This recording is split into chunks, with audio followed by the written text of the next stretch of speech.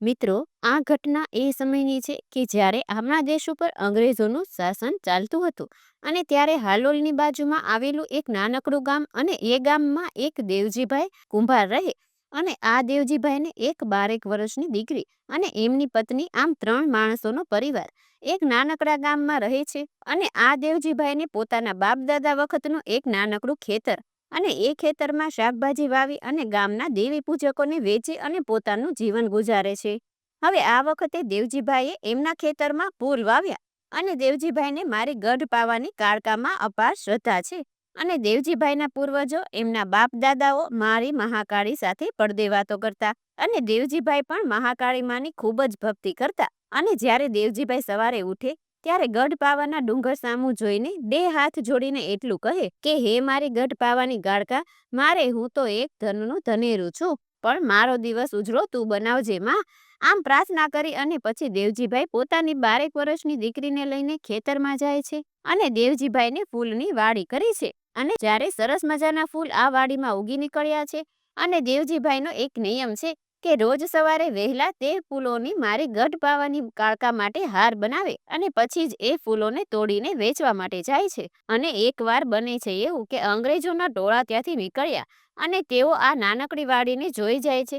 એટલે તેઓ એમના ફોજદારીને છાવણીમાં જઈને કહે છે કે આ ગામમાં સીમાણ એક એવું ખેતર છે કે એના ફૂલ ખૂબ જ સુંદર છે અને એને લાવીને જો આ છાવણીમાં પાથરવામાં આવે ને તો એની શોભા વધી જાય. અને ત્યારે જ એ અંગ્રેજ ફોજદારે હુકમ કર્યો કે જાઓ, કાલે સવારે એ ખેતરના બધા ફૂલો તોડી અને અહીં લાવી દો. ત્યાં એક પણ ફૂલ રહેવું ન જોઈએ અને એને આપણી છાવણીમાં એ ફૂલોને સુગંધિત ભરી દો.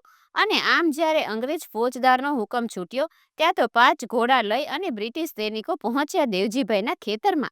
અને ત્યાં જઈને જોવે છે તો 12 વર્ષની નાની દીકરી એ ખેતરમાં ઊભી ઊભી ફૂલો વીણે છે. ત્યારે એ અંગ્રેજ અધિકાર કહે છે કે હે દીકરી, તું કોણ છે અને આ ખેતરમાં શું કરી રહી છે?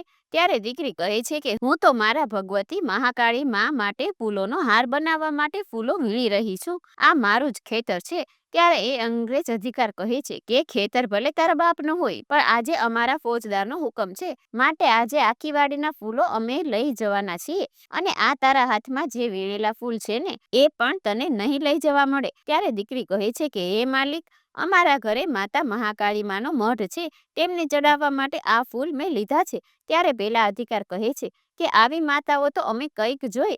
આમ કહી અને દીકરીને ધમકાવીને કાઢી મૂકી. અને ત્યારે રડતી રડતી દીકરી પોતાના ઘરે આવે છે અને એના બાપુને કહે છે કે હે બાપુ, હું માતા મહાકાળી માટે આપણા ખેતરમાં ફૂલ વીણવા ગઈ હતી, પણ ત્યાં અંગ્રેજ સિપાહીઓ આવ્યા અને આપણી વાડીના બધા જ ફૂલ લઈ ગયા અને મેં જે માતાજીના હાર માટે ફૂલ વીણ્યા હતા એ પણ તેઓ લઈ ગયા. અને દેવજીભાઈ આ વાત સાંભળીને ખૂબ જ દુઃખી થાય છે, પણ પોતાની દીકરીને રૂડું લગાવવા માટે કહે છે કે બેટા, તેઓ ફૂલ ભલે લઈ ગયા, કાલે વાડીમાં બીજા ફૂલ ખીલી જશે. અને આમ કહીને દીકરીને શાંત પાડે છે. અને આમ કરતા કરતા દિવસ પૂરો થઈ જાય છે અને બીજો દિવસ ઉગ્યો અને દેવજીભાઈ અને દીકરી બંને ફૂલ વીણવા માટે પાછા વાડીમાં જાય છે. અને આમ બંને બાપ દીકરી ફૂલ વીણે છે. અને ત્યારે આજે બીજા દિવસે પણ એ જ અંગ્રેજ સિપાહીઓ આવે છે અને આજે પણ તેઓ બધા જ ફૂલ લઈ જવાની માંગ કરે છે. ત્યારે દેવજીભાઈ કહે છે કે હે સાહેબ, આ જ વાડીમાંથી અમારા ઘરનો ચૂલો સળગે છે અને તમે જો રોજ આમ ફૂલ લઈ જશો ને તો મારા છોકરાઓ ભૂખે મરશે, માટે મારા પર રહેમ કરો. પણ અંગ્રેજો એમની વાત માનતા નથી અને કહે છે કે બહાર નીકળો છો કે પછી બંદૂકના ભડાકે તમને મારી નાખો. અને હવે દેવજીભાઈ એમના પગ પકડે છે તો પણ એમને ઘસેડીને વાડીની બહાર નાખી દે છે. અને ત્યારે આ દીકરીથી એના બાપનું આવું અપમાન જોઈ ન શકાયું અને પછી બાપને ઘરે લઈને આવી અને ઘરે આવી મારી ગઢ પાવાની કાળકાના ધૂળના ધડમલે જઈ અને કહે છે કે હે મારી બાપ દાદાની પૂજેલી મારી કાળકા માડી, મેં તો એવું સાંભળ્યું છે કે મારા બાપ દાદાની સાથે તમે પડદે વાતો કરતા અને એમની સાથે રહેતા, તો પછી હે મારી મહાકાળી, આજે આ વિદેશીઓ અમારા દેશમાં આવીને અને અમારો રોટલો પડાવી લે છે, તો માડી આવા દુઃખની ઘડીએ તું ક્યાં ચાલી ગઈ છે? તો માડી, ક્યાંય એવું ન થાય કે કાલ ઉઠીને તારા પાવાગઢના ડુંગર ઉપરથી તને પણ ઘસેડીને નીચે ઉતારી દેવામાં આવે. અને આમ 12 વર્ષની દેવજીભાઈની દીકરી મારી ગઢ પાવાની કાળકા સામે કટાક્ષ ભર્યા શબ્દોનો પ્રહાર કરે છે. અને ત્યારે એ દિવસની રાત પડી અને રાતના 12 વાગ્યાનો સમય બન્યો કે મારી ગઢ પાવાની કાળકા પાવાગઢના ડુંગરેથી નીચે ઉતરી અને એ દીકરીના સપનામાં આવીને કહે છે કે બેટા, હું તારા બાપ દાદાની પુનઈ માતા મહાકાળી આવી છું. તેઓએ તારા બાપનું આવું અપમાન કર્યું છે એ વાતનું મને પણ ખૂબ જ દુઃખ થયું છે. માટે મારી વાડીમાં એમનો પગ પણ ન જોઈએ. કે સાંભળ દીકરી, કાલ સવારનો સૂરજ ઉગે એટલે કાલે પણ તેઓ ત્યાં આવશે. પણ હું તને કહું છું કે એમને લલકાર કરજે અને કહેજે કે તમારામાંથી જેની પણ હિંમત હોય એ આ વાડીમાં આવીને એ પગ મૂકી જાય. અને જો દીકરી તારી વાડીમાં એમનો પગ મૂકવા દઉં ને તો મારું નામ પાવાગઢની કાળકા નહીં. કે મારી એ વાત તો ઠીક છે, પણ એમની સાથે બંદૂકો હોય છે. તેઓ ફરી બંદૂકે આવે છે. ત્યારે ફરી મારી ગઢ પાવાની કાળકા બોલે, એમની પાસે બંદૂકો છે તો તારી પાસે ગઢ પાવાની કાળકા છે. અને જો કાલ સવારે બંદૂકના પડાકે કરવા તારી સમક્ષ નિશાન રાખે ત્યારે ખાલી તારા મોઢે મારું નામ રાખજે. અને જો પાંચેયમાંથી એક બંદૂકમાંથી એક ગોળીઓ છૂટવા દઉં ને તો મારું નામ પાવાગઢની કાળકા નહીં. અને આટલું કહીને આશીર્વાદ આપી અને માં અંતર્ધ્યાન થઈ જાય છે.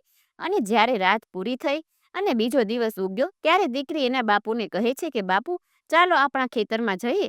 ત્યારે દેવજીભાઈ કહે છે કે બેટા, રહેવા દે, આપણે ત્યાં નથી જવું. તેઓ બહુ માથાભારે છે અને આજે પણ તેઓ ત્યાં આવશે. અને ના કરે કદાચ મારી દીકરી તને અને મને કંઈક થઈ જાય તો આપણો આખો પરિવાર રખડી પડે બેટા. માટે રહેવા દે, આપણે ત્યાં નથી જવું. ત્યારે એ 12 વર્ષની દીકરી પોતાના બાપનું બાવડું પકડીને એમને ઊભા કરે છે કે બાપુ, તમારે ડરવાની જરૂર નથી. કે જેનો ધણી ગઢ પાવાની કાળકા હોય તો પછી એ કાળા માથાના માનવી આપણું શું બગાડી શકવાના. અને એ દીકરી પોતાના બાપને લઈ ગામના સીમા પોતાના ખેતરમાં જાય છે. અને ત્યારે ત્રીજા દિવસે પણ પહેલા અંગ્રેજ સિપાહીઓ આવે છે. અને ત્રીજા દિવસે પણ જ્યારે બાપ દીકરીને વાડીમાં જોયા એટલે એક અંગ્રેજ અધિકારી બોલે છે કે બાપ અને દીકરીને લાગે છે હવે તમારો જીવ તમને વાલો નથી. ત્યારે દીકરી પણ કહે છે કે અમને અમારો જીવ વાલો છે, પણ હવે અમને એવું લાગે છે કે તમને તમારો જીવ વાલો નથી લાગતો. કે કઈ વાંધો નહીં, આજે આ બંદૂકના ભડાકેથી તમારા બંનેની ઈચ્છાઓ પૂરી થઈ જશે. ત્યારે દેવજીભાઈએ દીકરીને બોલવાની ના પાડે છે. અને છતાં પણ દીકરી કહે છે કે તમારામાંથી હિંમત હોય ને તો આજે અમારી વાડીમાં પગ મૂકીને બતાવો. અને ત્યારે આ 4-5 સિપાહીઓ ઘોડાને હાંકી અને વાડી તરફ આવે છે. પણ બધા જ ઘોડાઓ ભડકી અને એકેય ઘોડો આ વાડીમાં પ્રવેશ કરતો નથી. અને ત્યારે અધિકારીઓ ઘોડા ઉપરથી નીચે ઉતરી અને જેવા વાડીમાં પગ મૂકવા ગયા ત્યારે તો મારી ગઢ પાવાની કાળકાએ ઉપાડીને ચારેયને દૂર ફેંકી દીધા. અને પછી ગુસ્સામાં ભરાયેલા બ્રિટિશ અધિકારીઓ કહે છે કે ભલે આજે વાડીમાં ન ઘૂસી શક્યા, પણ આજે તમારી જિંદગીનો છેલ્લો દિવસ ઉગ્યો સમજો. અને આમ કહીને આ 5 સિપાહીઓએ આ બાપ અને બેટી પર બંદૂકો તાકીને ફાયરિંગ કરે છે. અને 5માંથી એકેયની બંદૂકમાંથી ગોળી નથી નીકળતી. અને ત્યારે આ દીકરી કહે છે કે તમારો જીવ વહાલો હોય ને તો અહીંથી ભાગી જાઓ અને ફરીવાર આ વાડીમાં સામું જોવાની હિંમત પણ ન કરતા, નહીંતર બીજી વાર ભાગવા માટે તમારી પાસે પગ નહીં હોય. અને આટલું સાંભળતાની સાથે જ 5 સૈનિકો ત્યાંથી ભાગી જાય છે. અને દેવસિંહભાઈને તો કાળકાનો તાર લાગી જાય છે. અને પછી તો તેઓ મારી ગઢ પાવાની કાળકાની ભક્તિમાં લીન રહેવા લાગે છે. તો મિત્રો, આ હતો મારી ગઢ પાવાની કાળકાનો ઇતિહાસ. મિત્રો, આવા જ અવનવા વિડીયો જોવા માટે આજે જ અમારી ચેનલ મસ્ટ નોને સબસ્ક્રાઇબ કરો. ધન્યવાદ.